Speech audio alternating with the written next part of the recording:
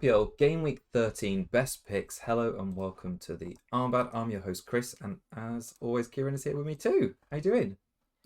Yeah, all good. How are you? Yeah, I'm all right. Really, I feel like we're back into FPL mode now. We've got Gameweek 12 out the way, and Mm. there's like a triple header basically from Saturday starting Gameweeks 13 to 15. So Yeah. yeah, I think it'll be a good one. So in tonight's show, we're going to take a look at the fixtures, who's topping them, focus on Man City and Newcastle. We're also going to be talking about free hit picks because I know that's quite popular this week. I'm potentially playing it, so it'd be good to mull over our thoughts on that too. Also, if you've got any questions while you're watching, please drop them in the comments below, and we will get to as many as possible. Yeah, before the game week deadline rolls around. If you first and also finally, just to mention, if you're new checking us out, I've got to say it. If you haven't already liked and subscribed and you like the content we do, it would be great to have your support. So yes, please hit that button to keep us going, basically. Indeed. All right, let's get into a review of last weekend. Do you want to lead off? Sure. Yeah, so 52 points, which did get me a green arrow. 2.8 million to 2.2 million. It's a green, but it's I'm still stagnating pretty low. Not really sure how to get a bigger green arrow to just get out of these sort of millions. It's just not happening. But decent week, I suppose. Munoz with the goal, Timber with the assist. Losing the double clean sheet off that goal from Richarlison, Oh man, pretty unfortunate. And really like Spurs didn't have that many other chances, so I'm pretty happy with the double defense still. So and then I took Gabriel out for Virgil or Van Dijk, which Liverpool still look terrible. So we'll see how that ends up. And then Semenyo. My first bench was Mukiele, which at first thought I was like, oh yeah, decent 4 points with the defense DEFCON. But then Keane's second bench with his oh man, one nil victory away to United at 10 men and double back-to-back hauls on the bench for me, Michael Keane. And like I said before, like when I actually need him to come in or play, he's certainly not going to be hauling. I can guarantee that. So unfortunate there, but Minte. I didn't do like a double. Yeah, I didn't do a double move to get like possibly Fernandez or Saka just to kind of delay getting rid of Minte. And at this point, maybe I'm probably not going to get rid of him because he's been so good. So double assist was great. Thiago Pen scored and a Pen missed. Unfortunate. The swing was like 13 to 4 points, probably. Yeah. So and that would have been back-to-back double penalty weeks would have been nice. But Haaland. I believe the captain was the right call. He did have a good few chances and good XG, but whatever. And then Mateta and Sarr still not doing much for me at the moment. Sarr continuing to troll. I'm sure he's going to score in the Conference League this week and then blank in the Premier League.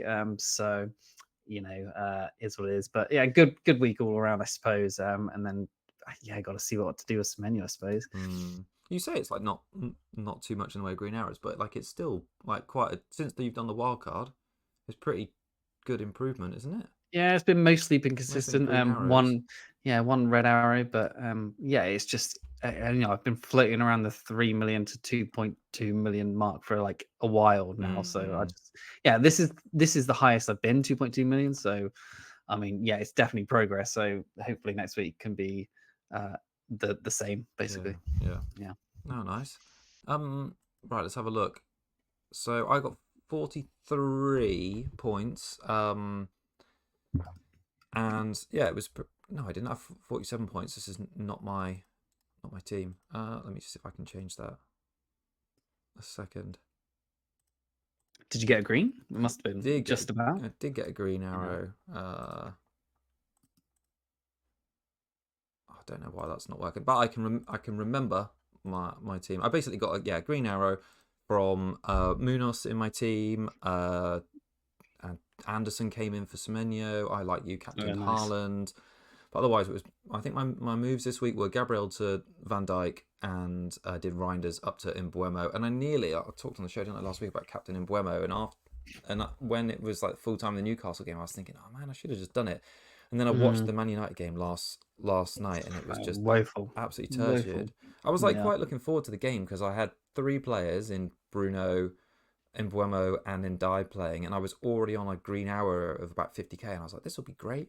But I got Mm. like a green hour of another, I don't know, 500k off the back of it, and I was thinking there was going to be goals in that game, and yeah, United were turgid. I'm stuck with double attack now, so I don't really know how to feel about that, but yeah, Maybe Cunha will come back and yeah, improve it. maybe Cunha and Sesko are just bigger misses than we think, I Yeah, suppose.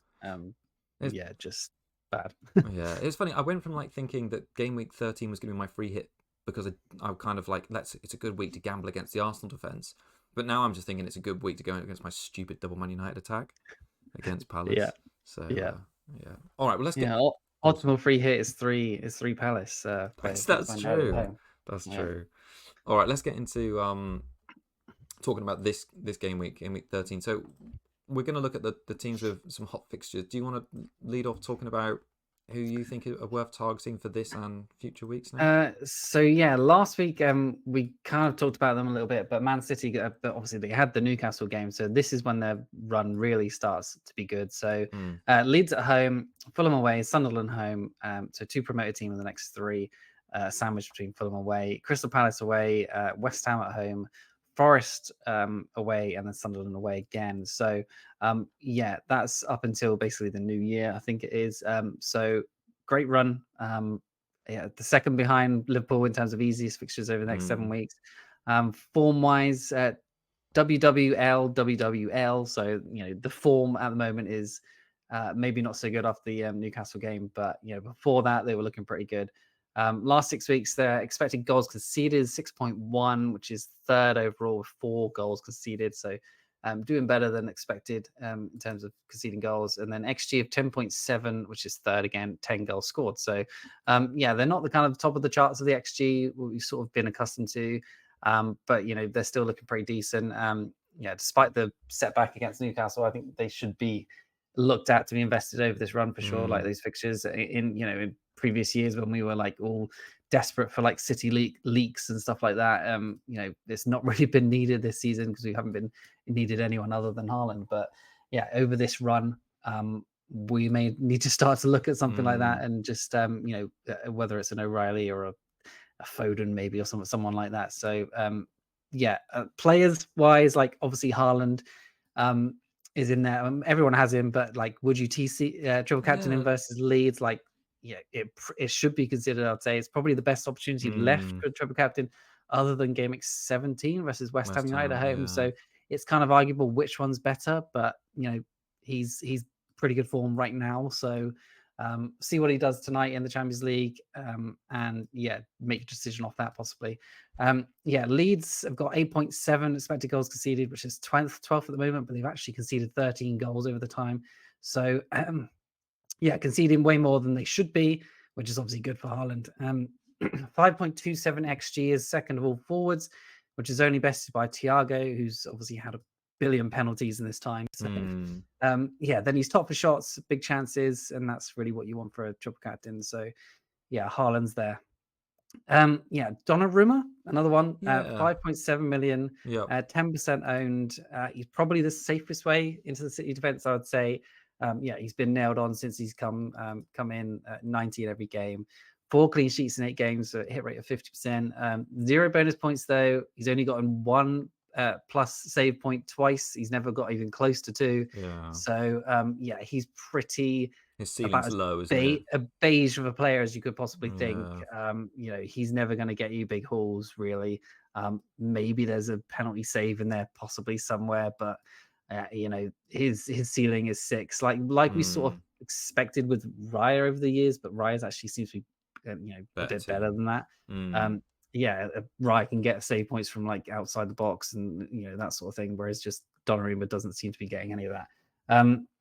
But yeah, Diaz, come up because I guess he scored last week. 5.5 million, 4.8%. He has actually played 90 in every game bar one this season, which I was looking at. I was thinking, Oh, I didn't actually know that. Okay, Mm, interesting. Goal threat is next to none, but obviously we did see he can score last week. yeah. So he he kind of does go off for set pieces, but he's kind of not always like the main target, and like he's kind of hovering around like the edge of the box sometimes on set pieces where he scored from. So um yeah, he's only hit DEFCON twice as well, which is obviously Yeah, big not great for a downside. defender. Mm, Yeah, you know, 5.5 million. You're looking at those players like Tarkovsky, and I think he's a bit cheaper, isn't he? But like Senesi's around, yeah. you know, they're always hitting DEFCONs all the time and getting that +2. And you know, Diaz and a team that obviously has the ball all the time, not Is good for less likely. DEFCONs. Yeah. Yeah, Vardio at 5.8 million, 5.4% owned. He's had 4.4 times 90 in a row, but he's been much less consistent in terms of playing all the minutes this season. He's been pretty on and off. Um, he's probably safe now, I'd expect, but he's a bit of more of an injury risk this season. And he's obviously not playing left back anymore. Like that's O'Reilly's and Ait Nori's position now. So Vardio plus Diaz does seem to be the centre back pairing, Yeah. unless Stones gets fit. You know, Stones is playing for England more than he's playing for That's City. crazy, So isn't it? Yeah. yeah, interesting. And then O'Reilly, as we've kind of mentioned before, or I have anyway, 5.0, 4.2%. I've got this year's Vardiol question mark, like, you know, nailed until he isn't. Ike Nori is back. So what's to say he doesn't bench him, but he's obviously had really good form.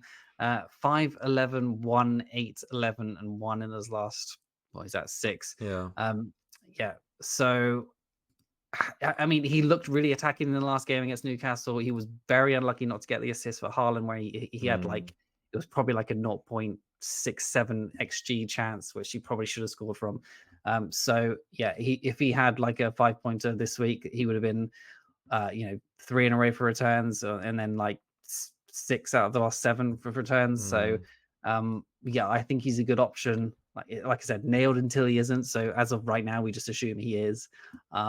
And yeah, 5 million into that attack, and he's actually a defender. He's not like an out of position midfielder or anything. mm. So yeah, I think he's a good option, and probably people on free hit are probably going to take him, unless he Maybe. plays in Champions League, then there's maybe a little bit of an Yeah. issue. But I expect like Nori might play in the Champions League, and then O'Reilly be absolutely fine for the Premier Mm. League. How would you like Um, rank their defenders for, for first, for like free hit and then for long term? it's difficult, isn't it? Mm, I guess as of now, like I said, like O'Reilly probably is the best because mm. he's been getting attacking Attacking, returns, yeah. and he's playing the minutes, so and he's the cheapest. So like, Mm, there's not much to not like, except that he's, you know, plays for Pep and he could be yeah. benched at any point. So yeah, probably him first for long term and free hit, I suppose. And then after that, probably Donnarumma because he's just Just safe. nailed, yeah. Yeah. It's such a shame that Diaz and Guardiola are so poor for both DEFCON and like I know Diaz has scored, but you're right, they're like their goal threat now is pretty slim in Yeah. that City side. So I just feel like they're so expensive at 5.8, at 5.5 compared to just Yep. most of the other defenders in the game. Whereas at least with, like you mentioned with O'Reilly, he has got like pretty decent open play threat. Hmm. Yeah. What do you about Yeah. the midfield? Because like Yeah. there's a lot of good fixtures Yeah. coming up. And when I've been like doing my free hit drafts, I keep thinking, oh, I'll spread it a little bit and have an attack, have obviously Haaland, a Hmm. defender, a midfielder, but none of them are like consistent or good, really. Yeah. Yeah. So the highest scoring mid is Doku on Mm, 46 points, which obviously like 46 is pretty low for the yeah, overall like highest scoring mids. Yeah, says a lot about that midfield, I suppose, like absolute minefield at the moment. Yeah, Reinders is the second highest scoring, that's and he's mad, not isn't it? returned since game week 5, and he's been benched the last 3 as well. So not good. Foden at 8 million and 4.8%. He started all the games since game week 4, but you know, 1 assist in that time. Mm, 1 goal, 1 assist all season. So yeah, pretty awful to be honest. I owned him for like 3 weeks, and you know, was expecting things, and he did start to look quite good, and he's been unlucky, but yeah, no, well, I mean, has he been unlucky really? Like 1 goal, 1 assist, it's not good. So no, and then Turkey, 6.4 million, 3.4%, reaching a little bit, but he has had 10, 1, and 7 his last 3.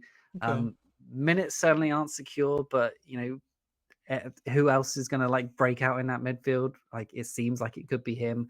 Marmoush is actually back, but his minutes have been like definitely like low. He's just been coming on for subs like 10 minutes and like 3 minutes and stuff, so like stuff like that. So, yeah, it's just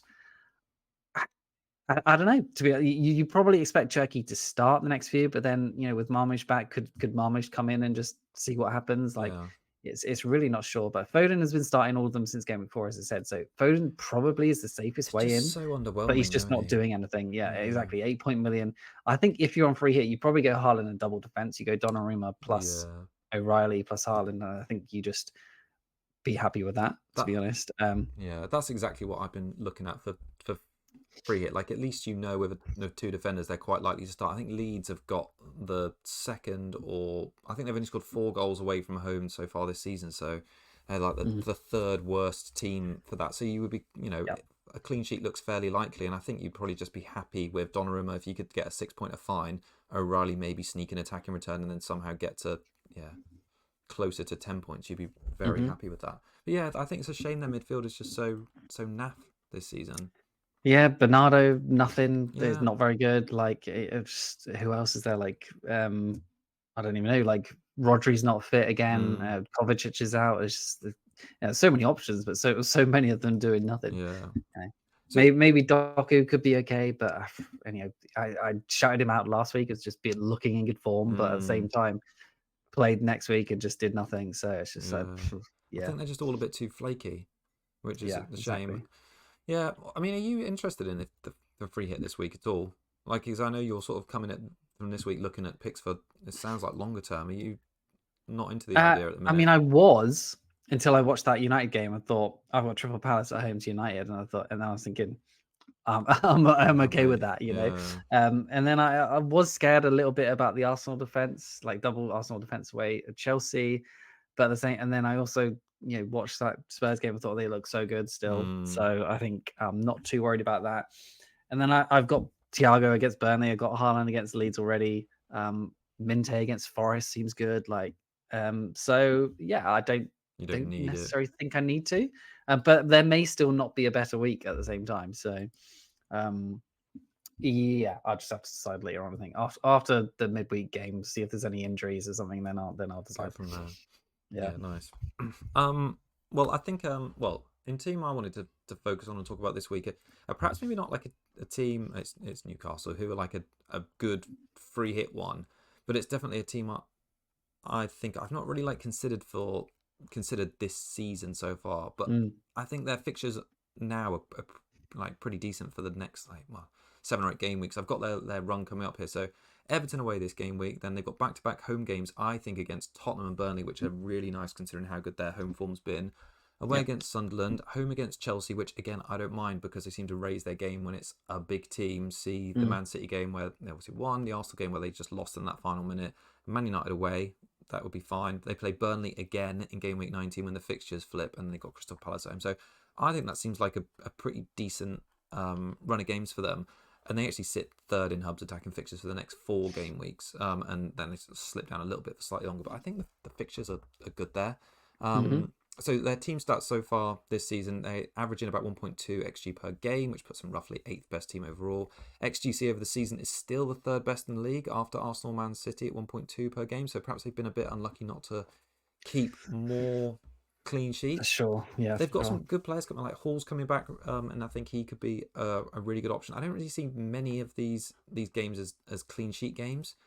Maybe Tottenham and Burnley at home out of like that stretch, but yeah, if he comes back, I think he'd be a really good option. Their form is good. 7 wins, 3 losses just in their last 10 games in all comps. Interestingly, all of the losses were actually away from home against Premier League teams you'd expect them to beat. So Brighton, Brentford and West Ham. And they head to Everton this week, who've just embarrassed Man United. So it might not be like that great an entry point this game week, but I do think long term they're a team where there isn't like a heck of a lot of investment in them at the moment. And I think their run is good. So I think I've definitely spoken a lot this season, haven't I, about like defensive midfielders who are, let's say, standard mids that have been good, and like Rice, Caicedo have been the main two. Rice again returning this game week. Is he the top scoring pick midfielder? He must be close to it with Semenyo missing out. Is he the second highest maybe now? Second, yeah, just behind Semenyo, yeah. And like, I've never even really seriously thought, I'll get Rice this game week. Mm-hmm. And now he's, the second highest on 71 points, 4 points behind Semenyo. And even still, I'm just thinking, I don't need Rice. But and he's still 10 points above Eze. He's just got a hat trick last week, so he's just been consistent and he's been great. But so obviously Rice has been quality, but I also think Bruno has been quite pretty quality as well. So he's only like 11 points overall behind Rice at 6.6 million. Quietly in FPL terms, he's been doing really well. He's only owned by 3.8% of all players. He's had 7 attacking returns this season, and like I say, his total of 60 points. I think it's the 4th highest overall because there's quite a few players now tied on 60. Neto, Caicedo, and Bruno, and Enzo, the darling, on 59 points. So, I think there's definitely been some overperformance, undoubtedly. Like, he's got 60 points for an expected points of 39. He's got 4 assists despite not creating any big chances. But I kind of think that's just been happening. Like, he's got a chance of getting DEFCON. I think he's hit it twice so far this season. He's playing really regularly for Newcastle. And of all of their, I think he's played 11 of their 12 games. And of all of their mids, he's been the most reliable for minutes. And in fact, if you take a look at the actual points per 90, he's only behind Barnes, who's played far fewer minutes. And he's ahead of like all the juicy attacking picks like Walter Mardo, Murphy, and Gordon.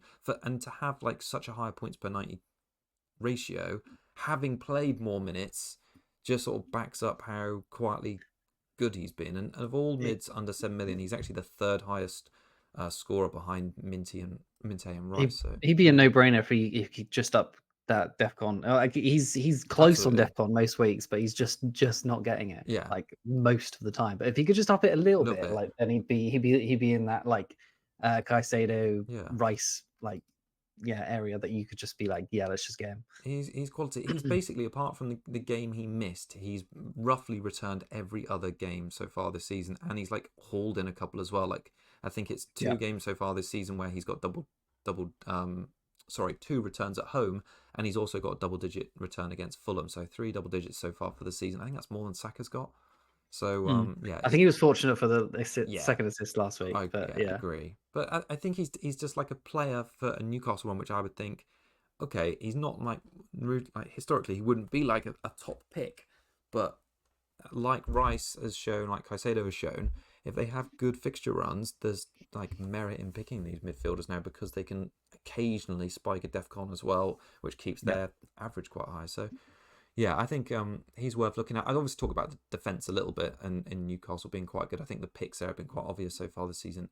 Burn, and I think if Hall comes back fine, I think people that have had Pope have been like really unlucky with clean sheets, because I think for people on, I think it was like wildcard game week 10, maybe 8 actually, when Newcastle won a really good run.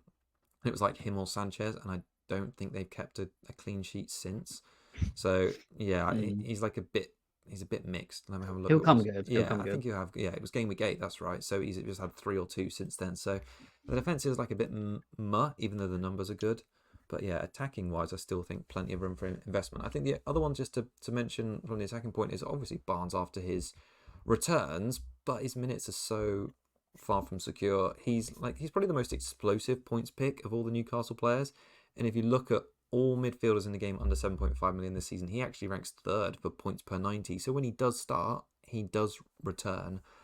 And I think he could be a viable pick. But I think it was really just to highlight how well Bruno has done for Newcastle. And one of the things we definitely try and do on the show is pick players who have got low ownership with good fixtures not many people are talking about. And I'd say we're like really guilty of not backing them. Like we've talked about like O'Reilly and Dean in recent weeks, and we've probably never had the transfers to do it. But I kind of think on the back of game week, because I'm likely going to play my free hit, and probably in all likelihood Bruno's not going to be there. But from game week, what would that be, 14 onwards, when Ndai's fixtures get a bit rough and he's going off to AFCON, I'm looking at Bruno and thinking he just seems like a ready-made replacement in that slot.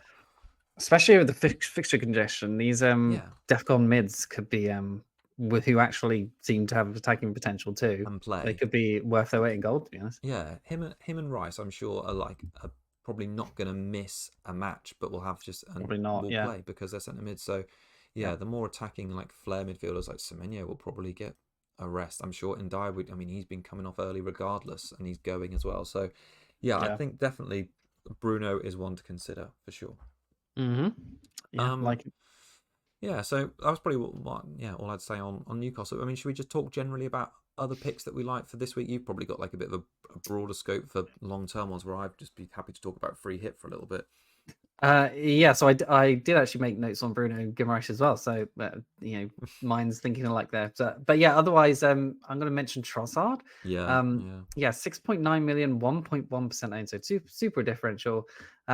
I should probably mention Eze, obviously, but that's kind of too easy after his haul. Yeah. So yeah, started every game since game week 5. I thought Martinelli was looking pretty good early season, so I guess Martinelli got injured or something. But so I don't even know about Martin. I've not checked, but yeah, he started every game since game week 5. 2, 2, 3, 10, 3, 6, 9, and 12. So pretty consistent in returning lately, at least.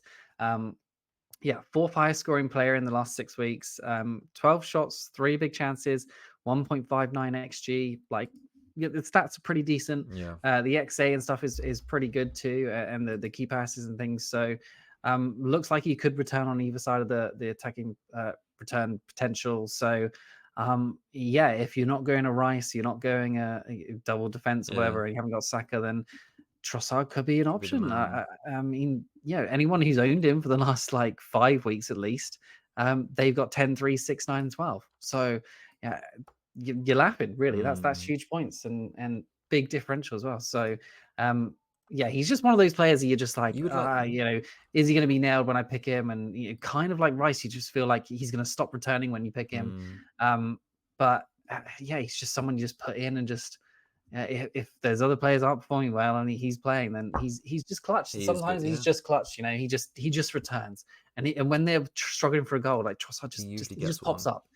And so I can see him doing well in the Champions League this week and stuff like that. He probably score against Bayern, and then he'll probably play the next game. And yeah, so I like him as an option. He scored that Yeah, this. quality goal against Sunderland as well, didn't he? The other week, I think, to get Oh yes, them yeah, to put them in the lead. So yeah, indeed. he is a clutch player.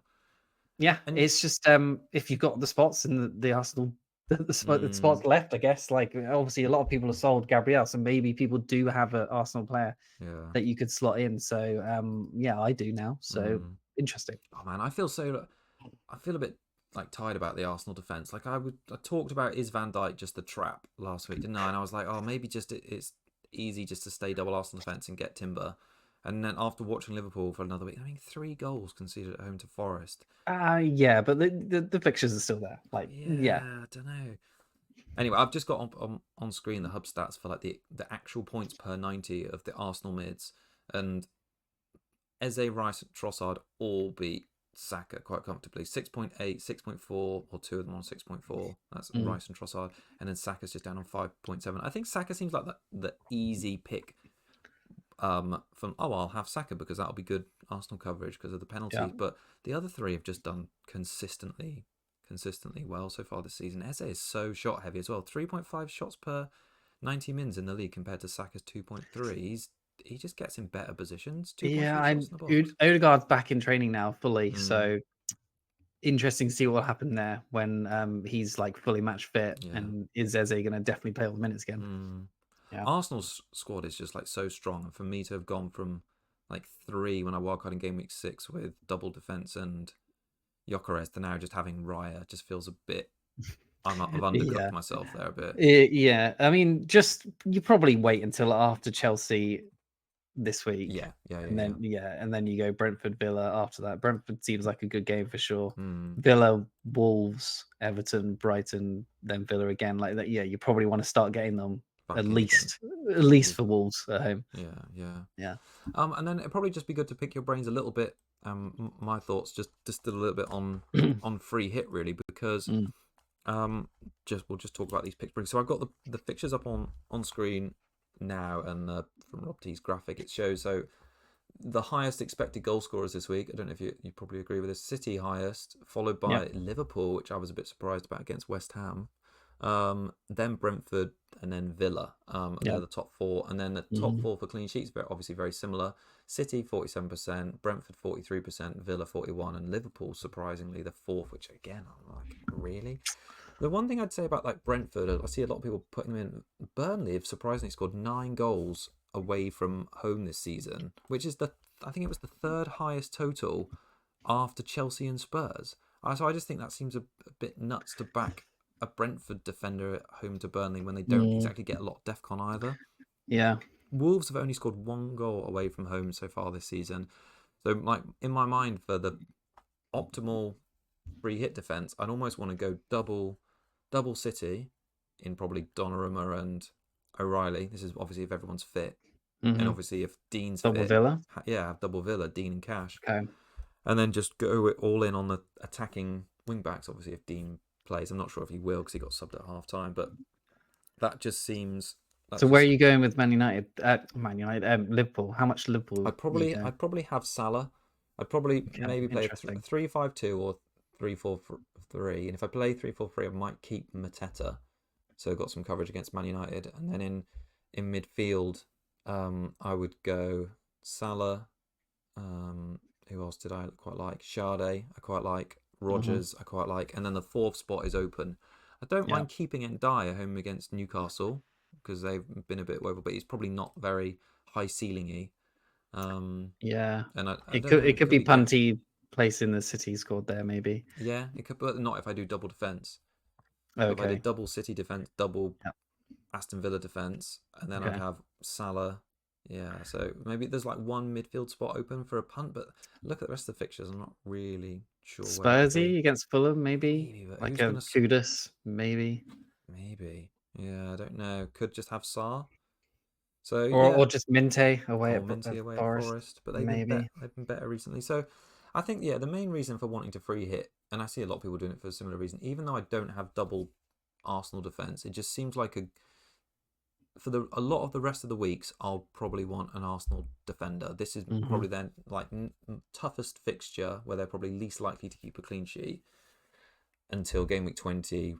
Also game week when it flips, and most people will have a single or double. So if you're going to free hit, you'd want to take a risk on going against that and backing teams with good fixtures. You think, okay, so if Arsenal don't get one, how am I going to maximise that? So, and I think there's some nice fixtures this week to back up a free hit. Like Man City, Aston Villa, and Brentford all have got good clean sheet odds with decent attacking defenders. So, yeah, I think there's merit to it. And now that Man United was so poor the other night, I don't really trust my double United attack.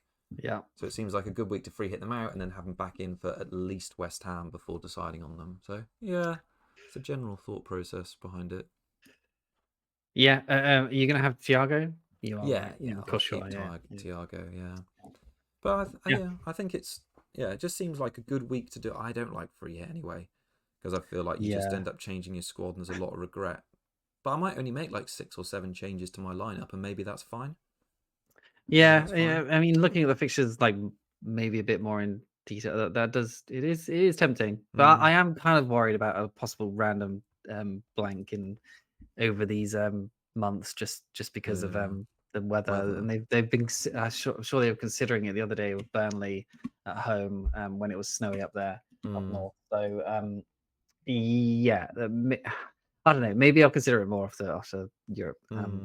But no, I do like the fixtures. Maybe even a Sunderland player against Bournemouth. Bournemouth have been like not good conceding goals. Yeah.